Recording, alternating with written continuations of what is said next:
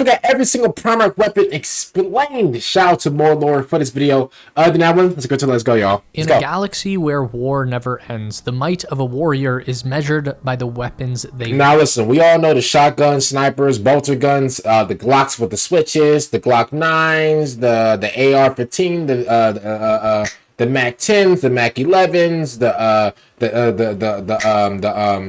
what's that one sniper called again from Call of Duty Modern Warfare 3? The LW3. What else do you got? Oh, the Car 98. How can I forget that one? Like one of the best Call of Duty snipers of all time. Like, bro, it goes on and on and on. Now, maybe, you know, I'm a little old school or whatever. My favorite, you know, weapon. We can't release. I don't know if we can say GUN, but my favorite weapon. I can't lie to you, bro. The Glock with the switch. The Glock with the switch with the beam on it, you know, with the laser beam on it. Yo, I like that one a lot. So, comment down below. What's your favorite weapon in Warhammer? Wield. Nowhere is this more evident than with the Primarchs, demigod generals of the Imperium, each armed with weapons of unimaginable power. Cause I don't know if y'all noticed or not, but like, the Glock with the switch that I got, my mag touches the floor.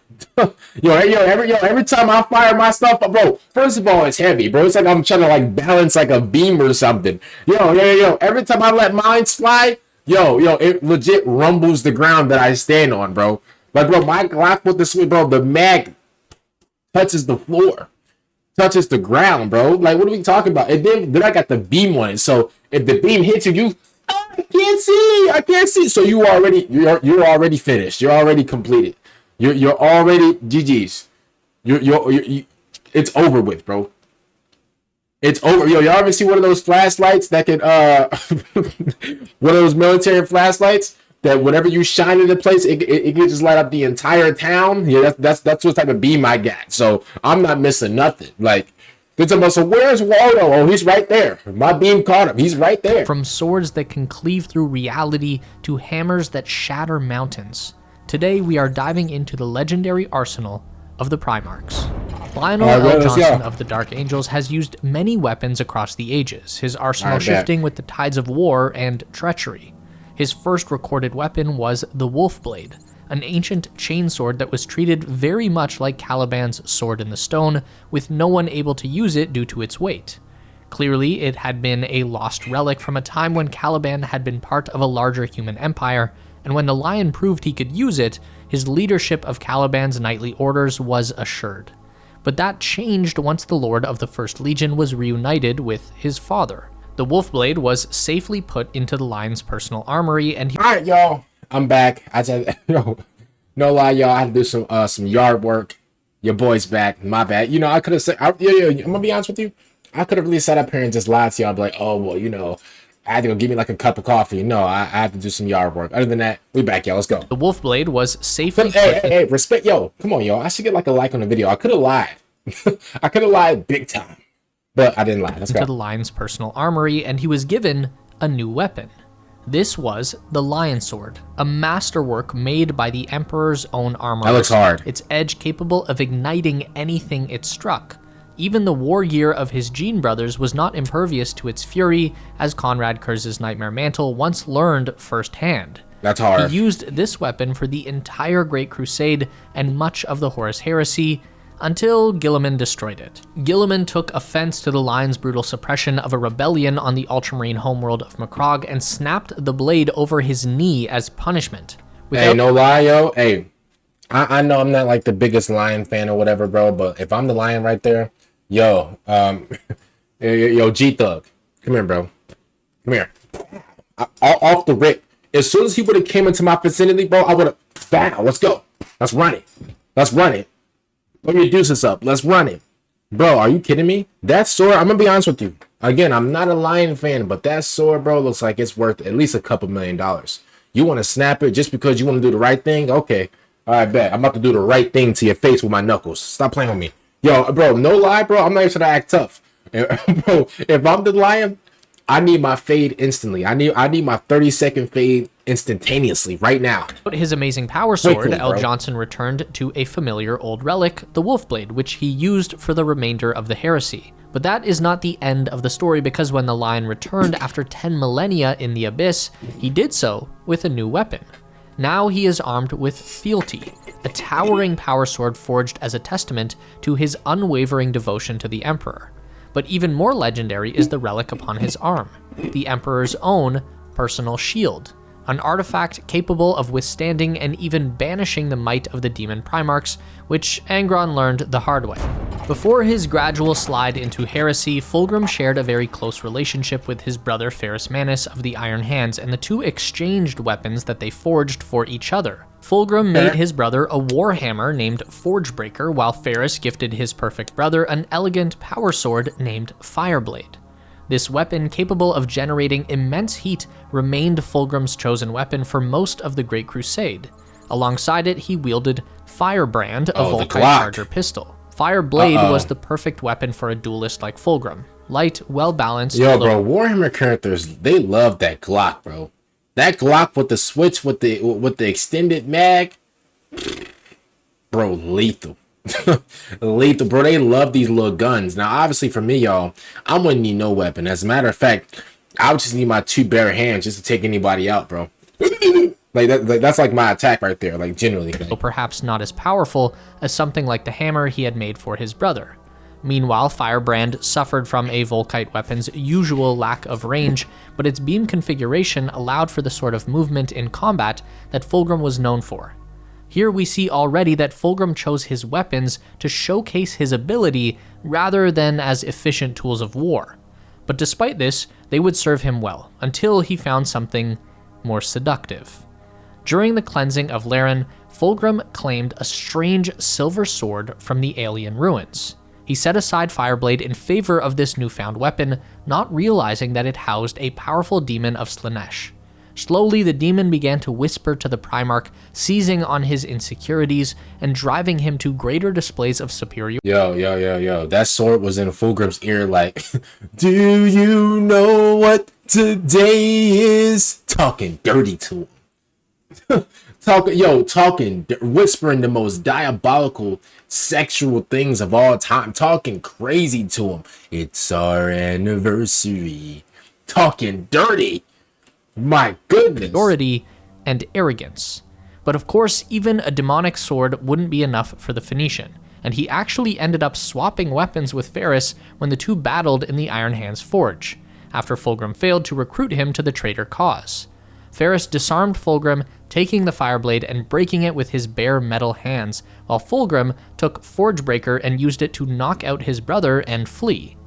The next time they would see each other, each brother would be wielding the weapons they had made for each other, with Ferrus having reforged Fireblade. During the tragic duel, Ferrus managed to disarm his brother again, and Fulgrim was forced to use the Lair Blade against his brother, slaying him even as Fireblade was raised in defiance. As a demon Primarch, Fulgrim has since abandoned mortal weapons, instead manifesting the blades of the Phoenician, exquisite demonic weapons capable of slicing through entire squads of elite warriors, and he using freaky toys now. These little bitty weapons, these little Glocks with the switches, these little AR-15s, these little M16, all these little numbers with all these little letters with the numbers. He don't use those, bro, no more. Ain't no AK-47, M16, all that, and Mac 10, M10, bro. He don't use none of these letters with the numbers. He don't use none of those anymore. Yo, his weapons is called multiple words, Blades of Phoenicia. I've never seen this word in my life. Stop playing with him. He said, man, I don't use those little simpleton. What? He said the Mac 10. You think I need a Mac, bro? Yo, look at my Blades of Phoenician, bro. Look at my sword that has multiple words inside of it. Stop playing with me. This word barely in a dictionary. He just picked that word just because it looks nice. Stop playing with him. And war machines alike.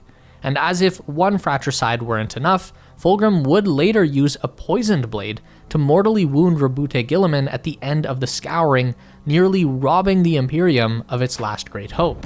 As the Primarch of the Iron Warriors, Perturabo was a living engine of war, his every tactic a calculated equation of destruction. True to his nature, the Lord of the 4th Legion went to battle encased in the Logos, a masterwork suit of Terminator armor of his own design. Based on the Cataphractii pattern, the Logos transformed Perturabo into an unyielding war machine, blending immense durability with advanced command and control systems that allowed him to orchestrate his legion's sieges with cold precision. One of its most formidable features was the Logos Array. This system housed a teleport homer for rapid redeployment and a pair of wrist-mounted shrapnel bolters capable of unleashing thousands of rounds per second, tearing through enemy ranks with ruthless efficiency.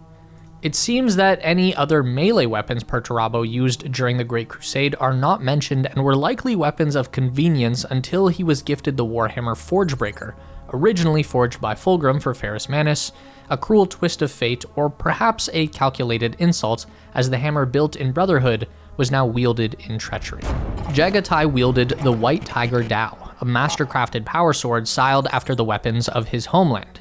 At his side was... That makes sense, though. Like, especially, like, his character and where he's from and, like, what his character is based off of, like, that just makes sense that his character is like a Japanese like type of like katana like thing. That just makes sense. Voice, an ancient pistol gifted to him by the Emperor himself, a relic capable of unleashing devastating arcs of lightning against his foes. What the switch? But of all his war gear, nothing was more iconic than the Sojutsu pattern Void Bike, a prototype jet bike so massive and powerful that it was officially classified as an ultralight fighter craft. While the Sojutsu predated the scimitar pattern jet bikes favored by his legion, it outperformed them, granting the Khan speed unmatched by any mortal rider. Capable of limited atmospheric flight and fully functional in the void, the Sojutsu was more than just a means of transport. It was a weapon in its own right, and its weapon systems, speed, and capabilities allowed the Khan to do what he did best: hunt the enemies of humanity.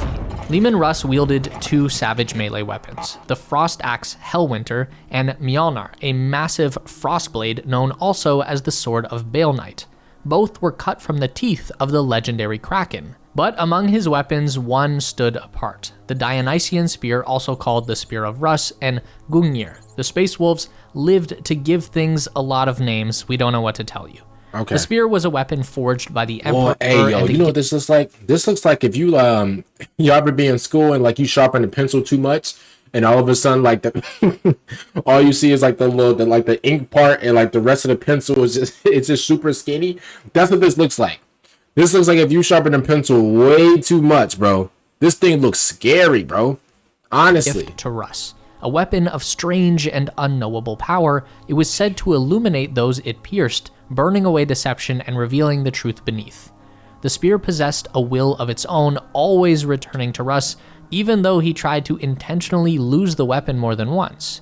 He hated the spear for some time, rejecting its presence in favor of more familiar war gear, until a vision compelled him to drive the spear into his own flesh. Only then did he come to understand its significance and his own role in the fate of the Imperium. When Russ clashed with Horus, he drove the spear into the War Master's corrupted flesh, and for a brief moment, the taint of chaos left him. But Russ hesitated, unsure of his destiny, just long enough for Horus to recover. Dumb. Hey, you know what? I could sit up here and Russ and like, you know, Russ, I said Russ, and roast Leman Russ, but yo, let this be a lesson in everything that y'all do in life, bro. Don't hesitate. Just keep going, bro. Just do it. Just do it, bro. Why you sitting there, bro? Because listen, you know what the journey is. You know what your destination is. You know what the journey is. You know what the goal is. So whenever you're in the process of getting it, why would you slow down and be like, oh, I don't know. Here's the thing, right? A lot of us humans, right? And I've done it before where, you know, where we sat to the side, we're like, damn, man, what's the point of us doing this? You know, what's the point of me doing this? Whatever. Bro, the point of you doing this, bro, it's not about you. It's not about you anymore, bro. You getting money, you whatever, like it's cool to get money, whatever, but like, you know, what is these YouTube videos for? At the end of the day, yeah, cool, you can make money off these things, but who is it really for though? Yeah. Makes you think, right? Because these videos ain't really for me. I'm gonna be honest with you. These videos ain't for me.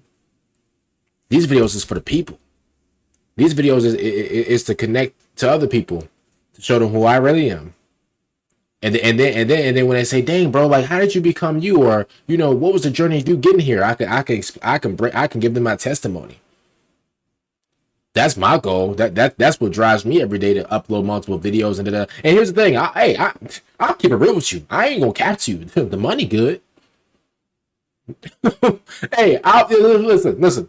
I will lie to you right here. I'll be like, oh, listen, because y'all know I'm always keep it real no matter what. Point blank. Period. I'll be lying to you if I said, oh, well, you know, my only goal of this YouTube thing is just to entertain. I'm capping to you. That's 95% of it. Yes, I do love to entertain. I've been doing this thing for free for years. So yeah, it's not really all about the money, but I'd be lying to you if I didn't say I want to make this whole thing a bit, a career. I'd be lying to you if I said that, oh, I didn't want to, really push this YouTube thing as far as I could. I'd be lying to you if I said that, oh, listen, bro, I got bills.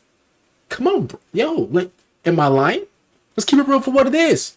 Now, a big majority of it is, oh, I like to entertain. Cool, great. You guys love my videos, da. But also, bro, I'm trying to take this thing to the next level.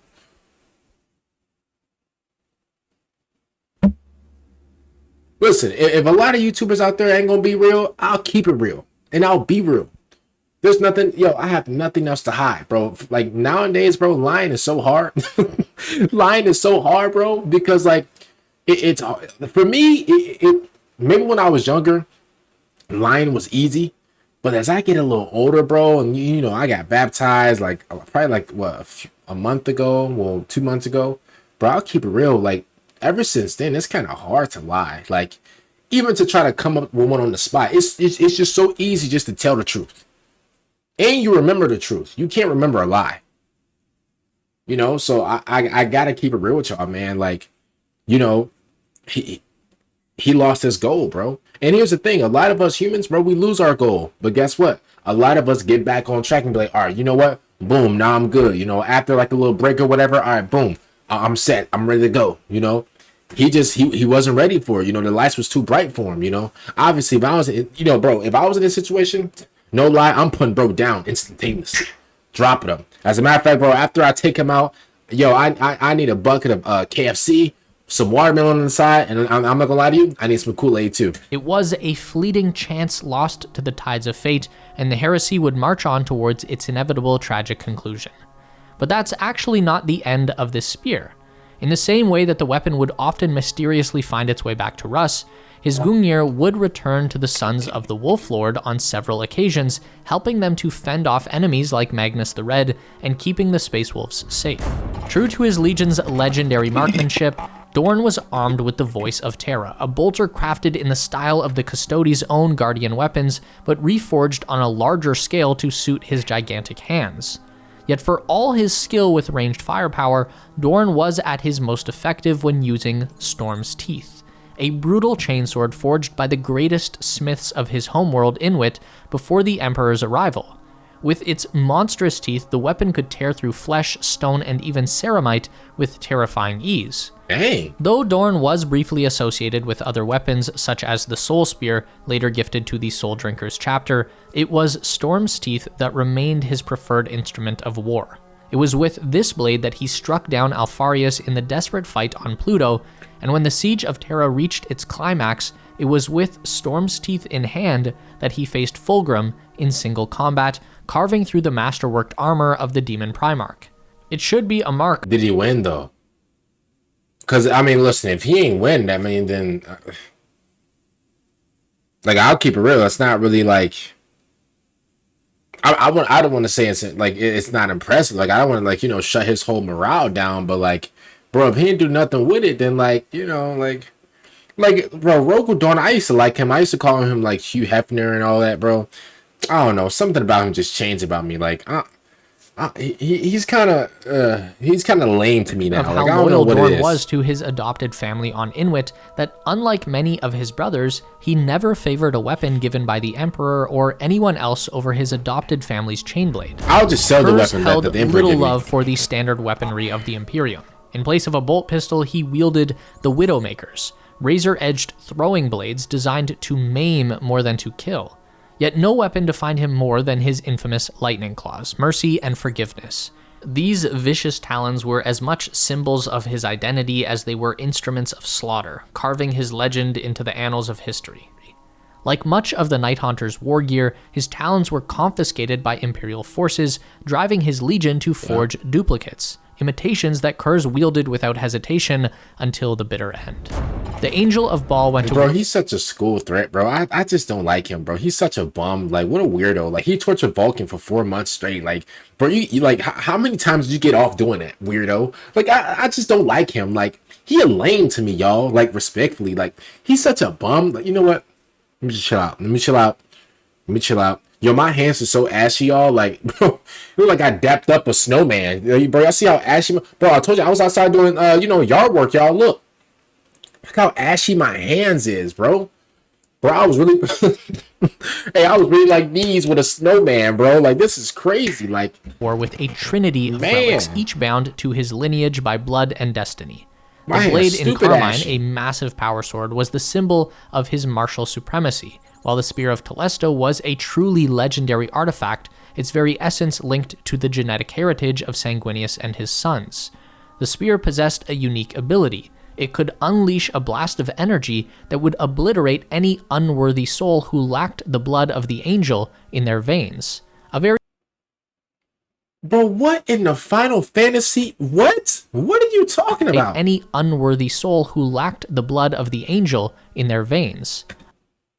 A very useful weapon if you're trying to avoid killing your own soldiers in a packed fight. This sacred relic was lost at some point in its history only to be unearthed by the fallen Archeo, a renegade who believed himself to be the second coming of Sanguinius.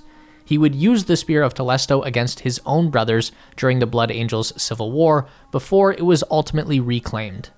Lastly, Sanguinius carried the Moonsilver Blade, a weapon that was rarely drawn yet invaluable when facing the unnatural horrors of the warp.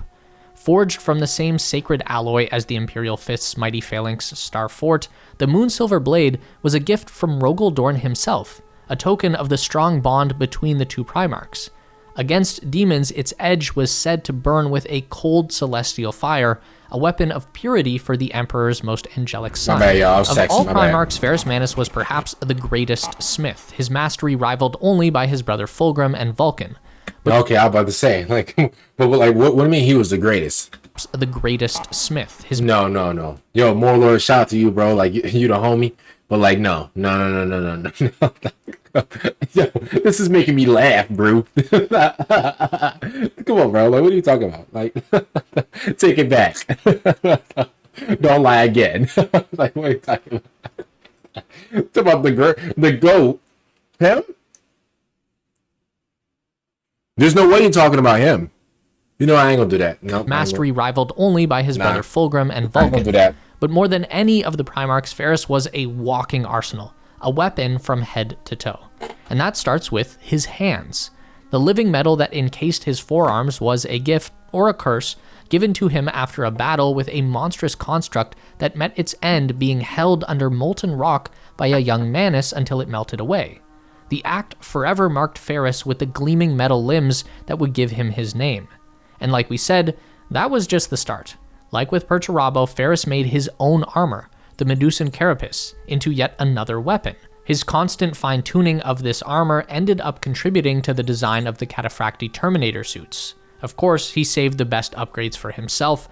The most infamous was the suit's integrated arsenal, a staggering array of servo arms bristling with... Like, he looks like a multi-tool. Like, what? Like, yo, wait, what? This don't even look this don't even look cool. Like, this look crazy. Nah, yo, he got a whole Henry Ford wheel line on his back. Like, what do we... Destructive potential, such as rapid-fire grenade launchers and cannons that could tear enemies apart by warping gravity itself. Despite this, his most iconic weapon was not one of his own making. Instead, it was gifted to him by Fulgrim following a contest to determine which of them was the superior craftsman. That weapon was Forgebreaker, a thunderhammer of staggering power, a masterwork unlike any other. Ferrus Manus wielded it throughout the Great Crusade, a testament to his brotherhood with Fulgrim, until that same brother used it in their duel at Eastfen 5. If any Primarch could fill a museum with the weapons he has wielded, it would be Angron. By Nucarian tradition, a warrior binds their weapons to their forearms, never using them again should they break or fall to the ground. Yet among the countless tools of carnage he has used, two remain legendary: Gorefather and Gorechild, a pair of vicious chain axes whose teeth were taken from a mica dragon and could cleave through armor like air. They were damaged when Angron used them to cut out of a fallen building, and while Gorefather lay abandoned, Gorechild was recovered by Karn the Betrayer, who still uses it to this day. Angron has since taken up many other weapons, even in his ascension to demonhood. The Demon Primarch now wields a massive chain axe known as Spine Grinder, a gift given by Dark Mechanicum priests of Perjax, repaid by a swift and bloody death at Angron's hands for the crime of not shedding blood in the name of Khorne. His second weapon, Samnarius, has an even darker story. It was once a Slaaneshi demon, a self-proclaimed gladiatorial master who loved to boast of its skill. Enraged by the claim, Angron answered with the only language he knew, violence. With a massive iron bar, he bludgeoned the demon into submission, and in its final moments, he bound it to that crude weapon, created. Yo, Angron was like, he said, yo, who's the best, bro? Who's the... Slumped him. Bro, slumped him. Ooh,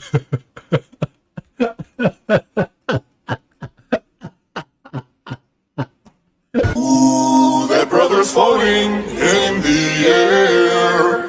How could his hands do this? Oh, someone get him out the air. Wait.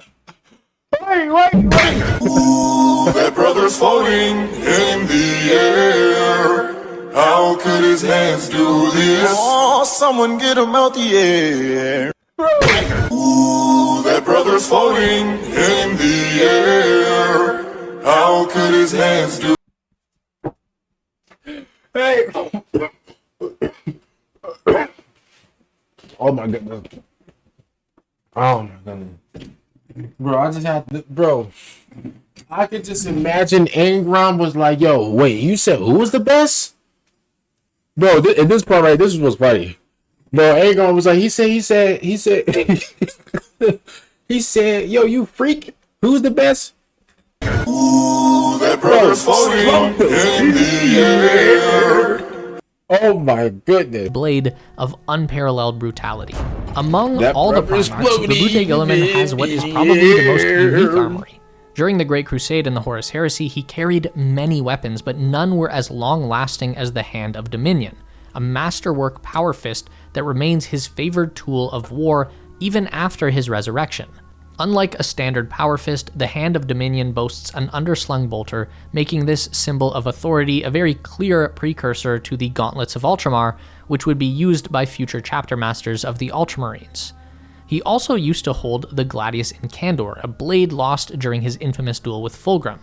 Once resurrected, Fulgrim, you always, I heard your name like 20 times, and like, dang, you always involved with somebody's story. Like, bro, move along, weirdo. He did a replacement, and Guilliman was granted the Emperor's own sword, a weapon of such divine potency that it I can't lie to you, that's aura. Yeah, the Emperor gave him like his, okay, that's aura. Could annihilate armies. That's fire, and more crucially, was among the few instruments capable of permanently destroying demons. Its flames are not a physical trait like Fulgrim's Fireblade, they are a manifestation of the Emperor's own psychic might. Though Guilliman himself lacks the strength to fuel it, the fire still burns, powered by the undying will of the Master of Mankind. The most iconic of all Mortarion's weapons is Silence, the towering two-handed war scythe that has become a symbol of plague and despair.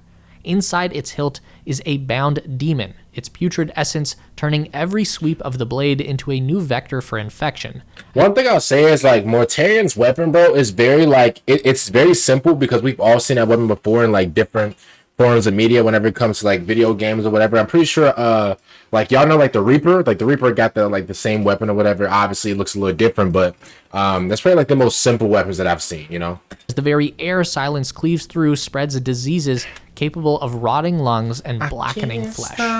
His sidearm, the energy pistol known as Lantern, has an origin as unusual as its wielder. Once the weapon of a slain cult leader, it was claimed by the Emperor himself from the field of battle. When Mortarion joined the Crusade, his father offered him a beautiful power sword, but Mortarion, ever defiant, rejected the sword and instead chose Lantern from the Imperial vaults. Yeah, you rejected the Emperor's sword, which you could have sold for a couple mil. and you accepted some Glock with the switch from the trenches. This is what we're doing. We're not using our brain, huh? Okay. Powerful energy weapon, Dummy. Mortarion often chose to use it to disintegrate his enemies when he deemed them unworthy of his giant scythe. And that has not changed much in the 42nd millennium. A potent and blinding message to the foes of the Death Lord. Among the warlords of the Great Crusade, none wielded power like Magnus the Red. While his brothers fought with blade and bolter, Magnus fought with the warp itself. Only the Emperor surpassed him in psychic might, and so even though his mind was his greatest weapon, he still used more mundane weaponry. For most of his time in the Great Crusade, Magnus wielded the Blade of An Nunrata. The weapon was forged in honor of a myth from Prospero, his doomed homeworld. It was a relic of his loyalist days, a symbol of his station, but when his fate was bound to the ruinous powers, the weapon was remade, now known as the Blade of Magnus. It is a demon-forged thing, a blade that shifts and reshapes itself in response to whatever Magnus wants at the time. Every Primarch is a living weapon, but Magnus took that idea much further, focusing on his abilities rather than what he could hold in his hands, which makes discussion of his weaponry easier, if nothing else. Horus Lupercal preferred to use weapons that showcased his raw power. Lupercal? That's his last name? Wowzers. Like Worldbreaker, a thunderous power maul capable of destroying even Night Titans with a single blow.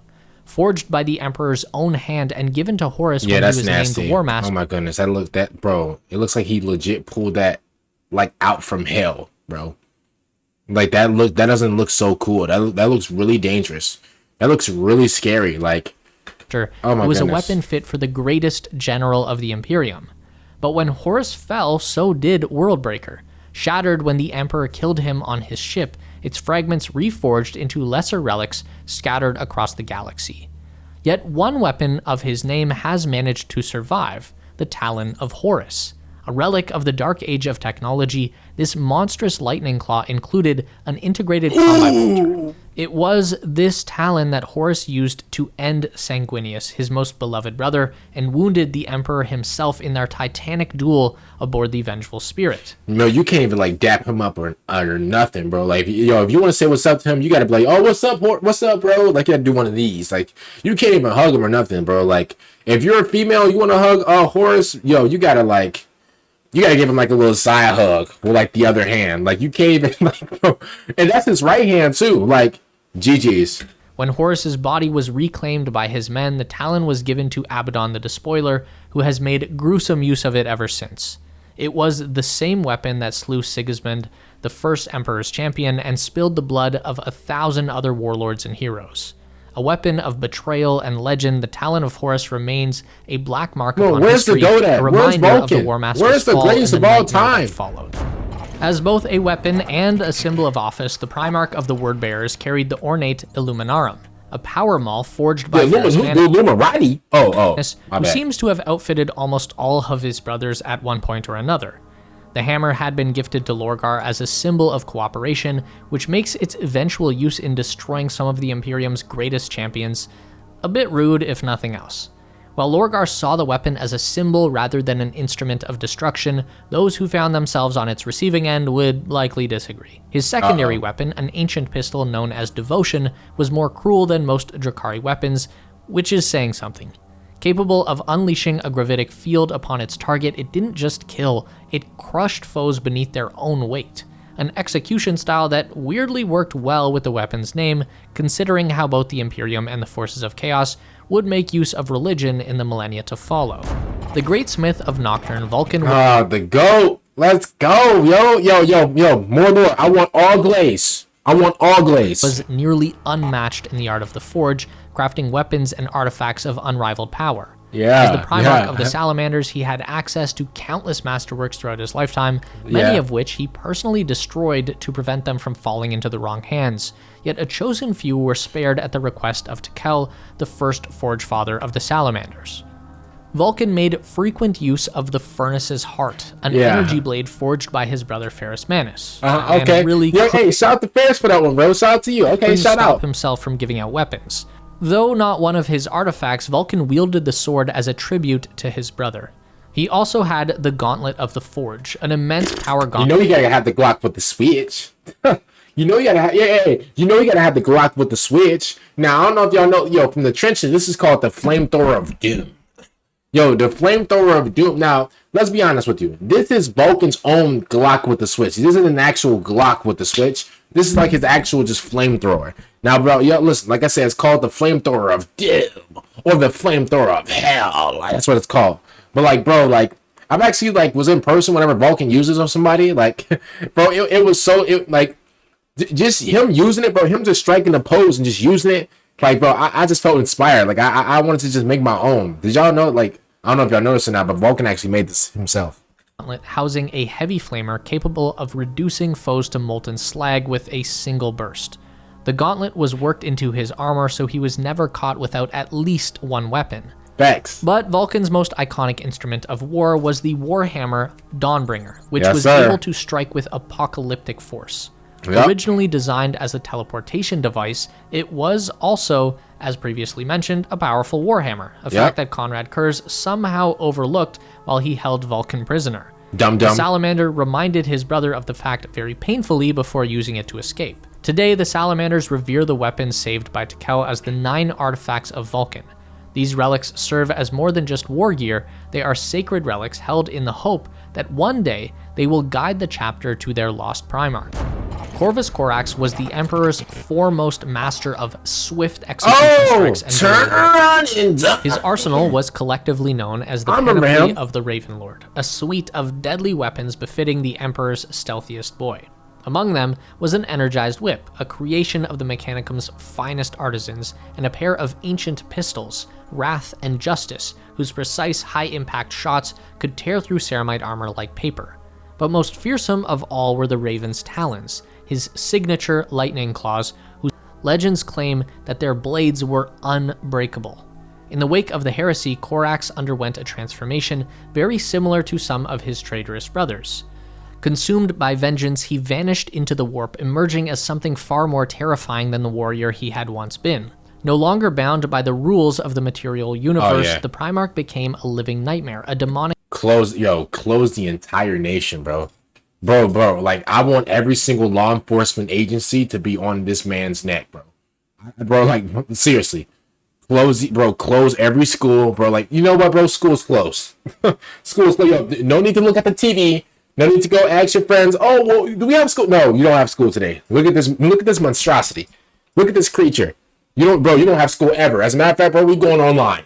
How about that one? let's take the Prime 2020. We're all going online.